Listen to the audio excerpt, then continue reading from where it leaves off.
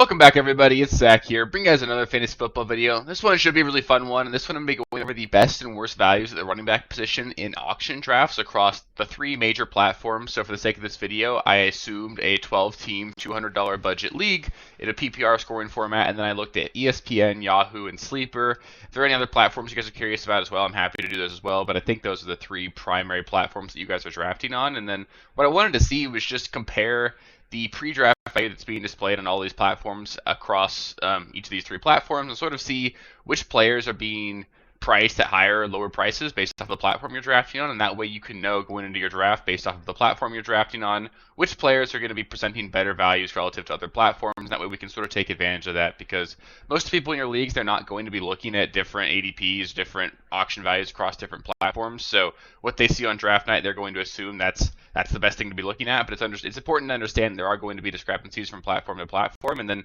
seeing what we can do here should be able to really allow us to do a lot. So should be a lot of fun with this one. If you guys have any other questions or anything, just let me know. And yeah, I'm excited for this. Let's get going.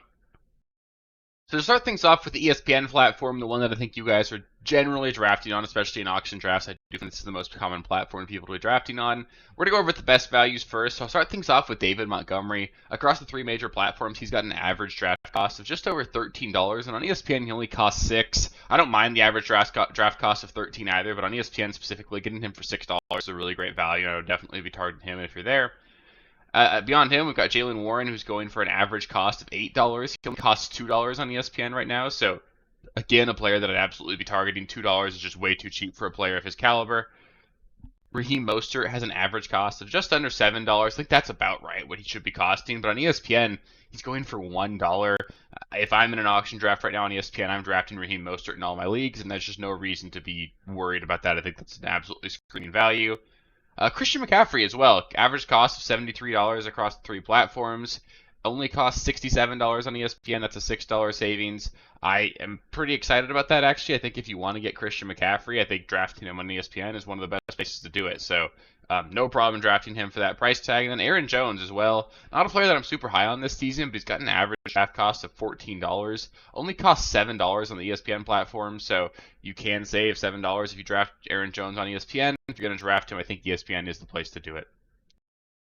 Next, sticking with ESPN, we're going to go over to the worst values as well. So I'll start things off with Alvin Kamara. He's got an average draft cost across the three platforms of just over $26, and he's going to cost you $38 on ESPN. That's too much for me. I can't get around that $38 price tag. So on ESPN, if he's going anywhere near that pre-draft value, I'm out on him. That average cost, I think, is pretty accurate. I'd be happy to pay 26, 25 roughly for Kamara. So I think that's fair, but 38 is just going to be too much for me. I would look to avoid drafting Alvin Kamara on ESPN unless you're seeing a pretty significant value relative to that pre-draft value during your draft. James Cook, this one sucks because I actually really like James Cook, and I don't even mind how much I should pay for him on the ESPN platform. But across three different platforms, he's got an average cost of $26.7, costs $37 on ESPN. Again, I think that's an okay value, but it's not exciting because I would like to be getting him on the other platforms where he's a lot cheaper. So I don't mind taking him on ESPN, but just because of the fact that he is the most expensive on ESPN, I think if you are super interested in James Cook, ESPN is not necessarily the platform to be looking at him on. But that being said, I think he's going to have an absolutely monster year. I don't mind the price tag. I'm still willing to pay it, but just keep that in mind. On ESPN, you're definitely getting the worst value. Kyren Williams, another player I like quite a bit, has an average cost of $47 across the three platforms. It's going to cost you $57 on ESPN. Again, I don't hate that price tag. It's a little pricey for Kyren, but it's not the worst thing in the world. I don't mind taking him there. I think it's a perfectly fine value. It's just that there are other players on ESPN that I think are better values. If you look on Underdog right now, he goes right next to a guy like Derrick Henry, and Derrick Henry on ESPN is going to cost you just under $40, to where Kyren's going to cost you just under $60. So there are better values than Kyren on ESPN for sure, but it's not exactly the worst price tag. Kenneth Walker as well has an average price tag of $22.3 across the three platforms. It's going to cost you $30 on ESPN. $30 is too much for me. I think roughly 20 is about what I'd be looking to pay. So Kenneth Walker is not a player that I've really drafted any of in any of my mocks on ESPN, and I just really don't have any intention of doing that. And then lastly, we've got Joe Mixon, has an average cost of $26 across the three platforms. It's going to cost you $35 in ESPN. I think $26 is much more reasonable. I can't find myself spending $35 on him because that's just too much. He's being drafted right around guys like Josh Jacobs in that price range on ESPN, and I'd much rather have Jacobs than Mixon this season. So I'm out on that price tag for Mixon this year. Next up, moving on to the Yahoo platform, looking at some of the best values that are available to us. We'll start things off with Alvin Kamara, who's got an average price tag of $26, and on Yahoo he costs $12. So that's just that absolutely insane value. I would be looking to draft a lot of Alvin Kamara on Yahoo this season. I think he's in line to be a really good asset for us in that platform specifically. James Cook as well has an average price tag of just under $27. He's looking like he's going to cost you $16 on Yahoo, so that's a great value. I'd be looking to get as much James Cook as I can on Yahoo because, like I said, I don't mind the price tag that you're paying on ESPN, but getting him this cheap on Yahoo is absolutely fantastic. Next up, we've got Isaiah Pacheco, who's going for an average price tag of just under $40. He costs just under $30, or costs roughly $30 on Yahoo. So Pacheco's a really great value on Yahoo. I don't mind spending $40 on him on other platforms either, but getting him for $30 here is absolutely fantastic. Kenneth Walker, probably part of what brought that average price tag down compared to some of the other platforms. He's only costing $13 on Yahoo as to where his average price tag is $22. I think Yahoo's a great spot to draft him. I think $13 is actually right around what I'd be looking to pay and would be happy about. And then Devon Achane, not a player I've drafted a ton of, but he's got an average price tag of $28.3 across the three platforms. It's only going to cost you $20 on Yahoo. I think that's a great value. The upside's there. He's definitely worth taking a $20 flyer on. Next up, sticking with Yahoo, looking at some of the worst values. This was actually a little bit tougher to look for because in general on the Yahoo platform, the running backs are actually just a lot cheaper on Yahoo than the other two platforms. So there aren't exactly any crazy bad values here. There are really only two that even sort of stood out. I don't even hate these. It's just David Montgomery has an average price tag of 13.3. Looks like he'll cost you $15 on Yahoo. And then Josh Jacobs, average price tag of just over 34. Looks like he'll cost you $36 on Yahoo. Again, nothing really crazy there. I don't mind any of those price tags. I think really what this says to me is that on Yahoo it's a much better platform to go RB heavy than on other platforms because they're just a lot cheaper than the other two. So if you want to get cheap running backs, Yahoo's the place to do it. I'm sure when we look at the wide receiver values and all that, we're probably going to see it flipped where we'll see Yahoo wide receivers being more expensive and then Yahoo running backs being cheaper. So we'll get into that in the next video as well, but just keep that in mind. Yahoo is a pretty good place to go RB heavy if you want to do that. Next up with Sleeper, looking at some of the best values available to us. The thing that was weird with Sleeper is it just sort of felt like every single running back ends up costing more than $10. You've got guys like Austin Ekeler with a pre-draft value of 11. That one stood out to me. Just a couple of weird examples like that where it seems like if you're a starting running back on Sleeper, they expect you to cost quite a bit, which is a little bit different than the two platforms. So I think Sleeper does sort of throw things off a little bit, but what it really said to me is let's avoid the dead zone running backs because all of them are super expensive anyway, and it seems like the cheaper running backs are the better values for on these higher end guys. So start things off with Breece Hall. He's got an average cost of just over $59. Looks like he'll cost you $53 on Sleeper. Love that value. I'd be happy to pay $53 for Breece. Jonathan Taylor has an average price tag of $51 on the three platforms, and he will cost you $45 on Sleeper. More than happy to pay $45 as well. Kyren Williams has an average cost of $47, will only cost you $42 on Sleeper. I think that's a great value. I'd absolutely be looking to target Kyren, especially on Sleeper.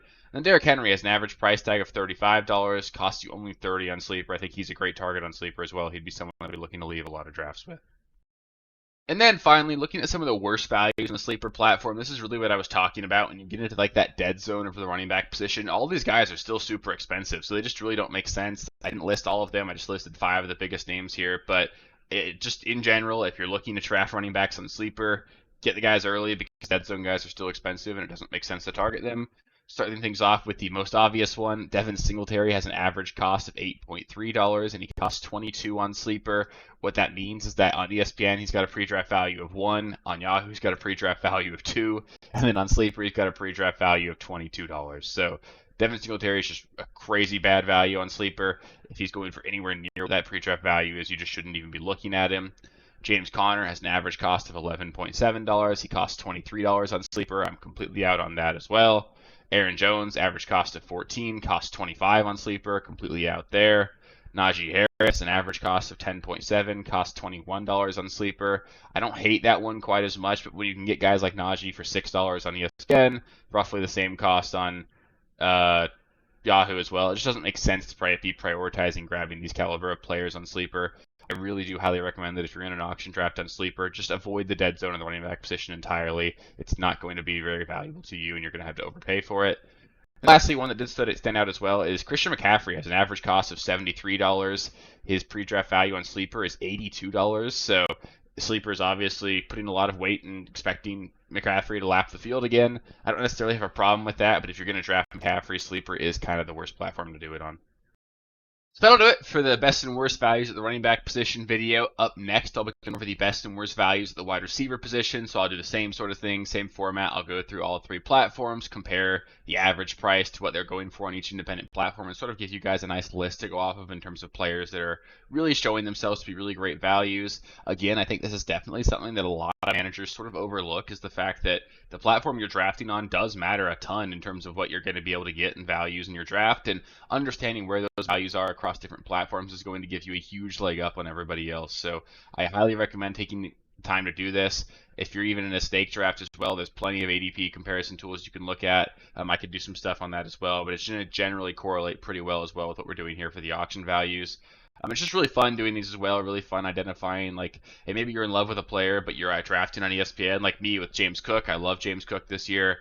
It sucks to see that on ESPN it's the worst value to get him on, because ESPN is generally the platform that I've been doing the majority of my drafts on. So it does mean that it's tough for me to get him in those leagues, and it's just good to know that going into your drafts, that you know whether or not you're going to have to overpay for players, because even though that pre-draft value really isn't everything, it actually does influence quite a bit how much you end up having to pay for those players, because especially in leagues where people don't necessarily know as much as we do, maybe they're not as dedicated at putting in as much research, or in leagues where even myself, like, I'm going to be influenced by what I see as that pre-draft value. It's tough to not use that as a gauge or like a marker for what a good value is, and everyone in your league is going to do that. It's going to influence how much players cost, and being able to identify where the better values are is going to give you a huge leg up. So hopefully you guys are finding this video useful. We'll get 3 more of these out. We'll go over the wide receiver, quarterback, and tight end positions. We're going to keep putting out 4 videos a week the rest of the offseason, so just make sure you're subscribed to the channel if you haven't already. That way I can help you win your league this season. And then after that, if you have made it this far in the video, please do just take the time to give the video a thumbs up. Super quick, helps me out a lot, and really helps the algorithm and all that. So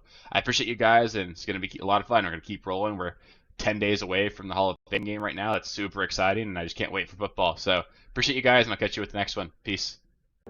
Thank you guys for watching. If you haven't already, please be sure to subscribe to the channel, like the video, check out these other videos here if you haven't. If you want more content, please feel free to follow me on Twitter at RealSteelFFB. I'll be more active on there as the season goes on. Thanks. Catch you later.